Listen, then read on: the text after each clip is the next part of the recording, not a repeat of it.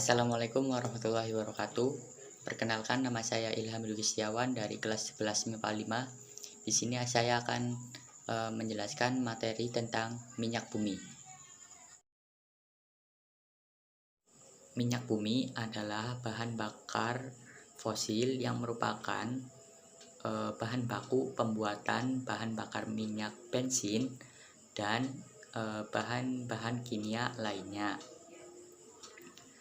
Proses pembentukan minyak bumi yaitu dari makhluk hidup yang sudah mati atau jasad renik jutaan tahun yang lalu yang terbawa oleh lumpur dan air sungai yang kemudian mengendap di dasar laut. Setelah di dasar laut akan melalui proses jutaan tahun, kemudian akan timbul bintik-bintik dan gelembung-gelembung minyak dan akan terakumulasi pada daerah perangkap batuan kedap dan minyak, dan terdapatlah gas alam dan minyak sebagai deposit minyak bumi. Pada rongga bagian atas terdapat gas alam dan minyak terdapat pada di atas air. Komponen penyusun minyak bumi yang utama yaitu hidrokarbon yang berupa alkana, sikloalkana, dan senyawa aromatis. Kemudian komponen kecil lainnya yaitu yang pertama senyawa belerang, contohnya tioalkana dan alkana tiol. Kemudian yang kedua yaitu senyawa nitrogen yaitu pirol. Kemudian yang ketiga senyawa oksigen yaitu asam karboksilat. Dan yang terakhir, yang keempat adalah organologam yang berupa senyawa logam nikel dan jumlahnya sangat sedikit. Minyak bumi yang masih mentah atau crude oil yang berwujud kental hitam akan dipisahkan menjadi fraksi-fraksi berdasarkan titik didihnya. Proses ini biasa disebut dengan distilasi bertingkat atau biasa disebut dengan distilasi fraksional. Fraksi yang pertama yaitu menghasilkan gas yang pada akhirnya akan dicairkan kembali atau biasa dikenal dengan LPG, liquid petroleum gas.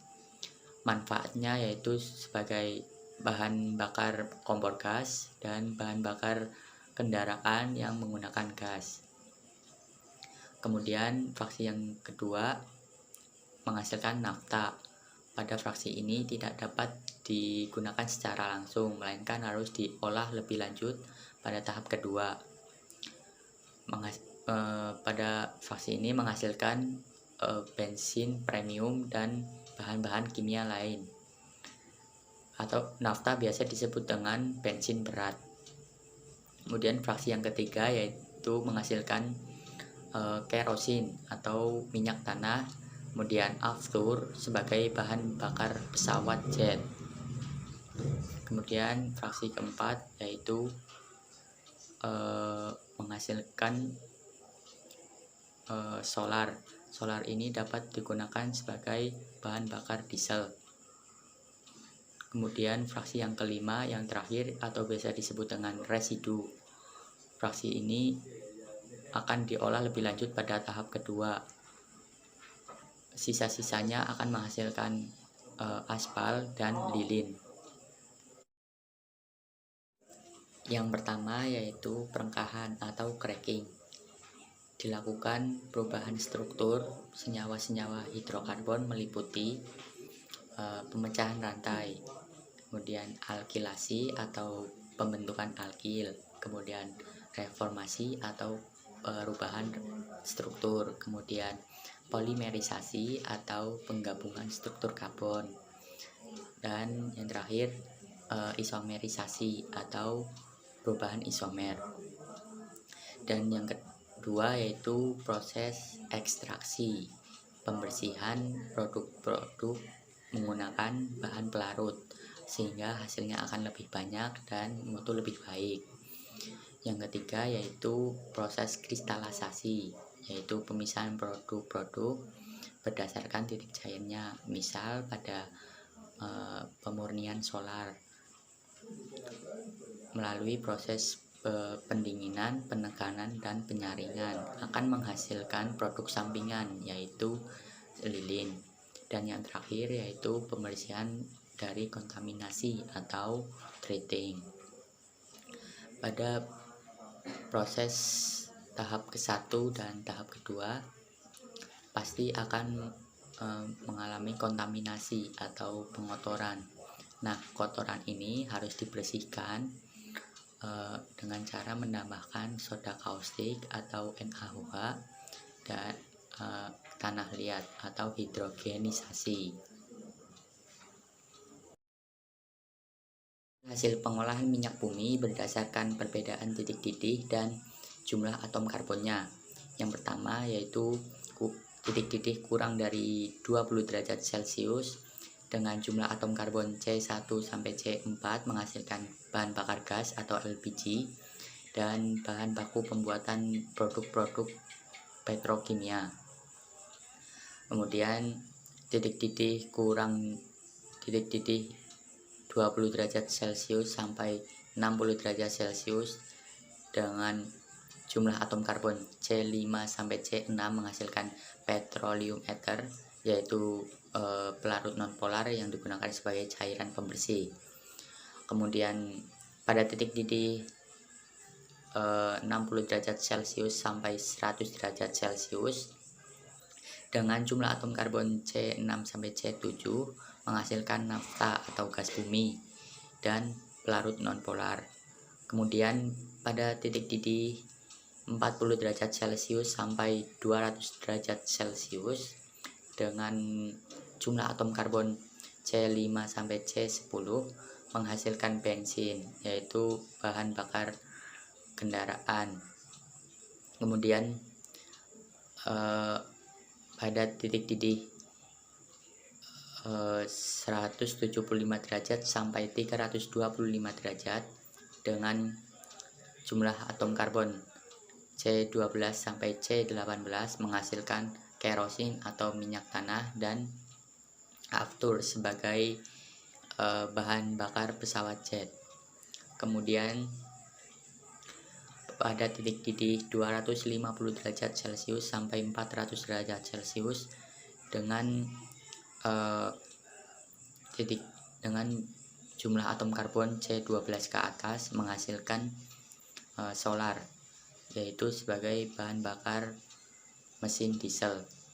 Kemudian jumlah atom karbon C20 ke atas berupa zat cair akan menghasilkan oli dan pelumas. Kemudian jumlah atom karbon C20 ke atas berupa zat padat akan menghasilkan lilin, parafin, dan aspal.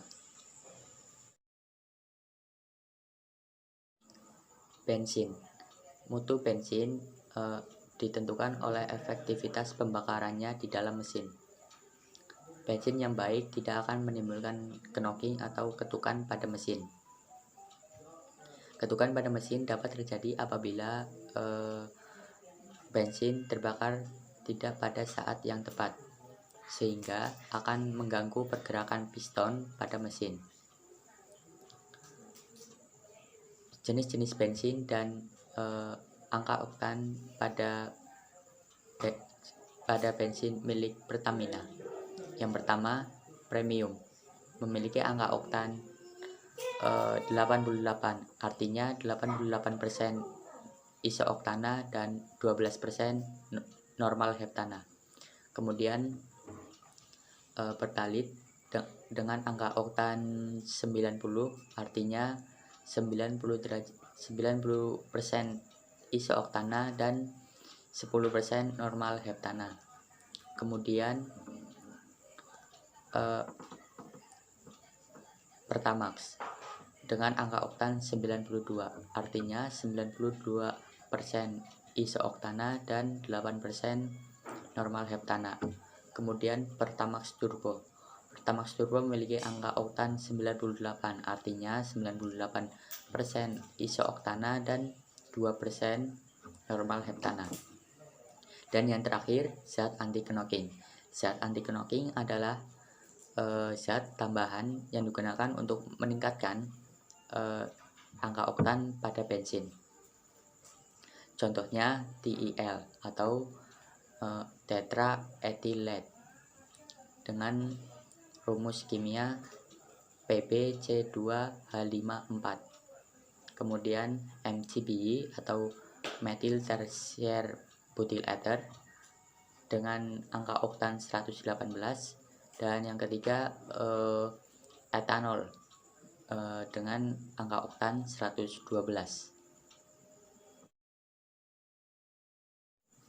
Terima kasih atas perhatiannya. Apabila ada yang kurang dan salah, mohon maaf yang sebesar-besarnya. Wassalamualaikum warahmatullahi wabarakatuh.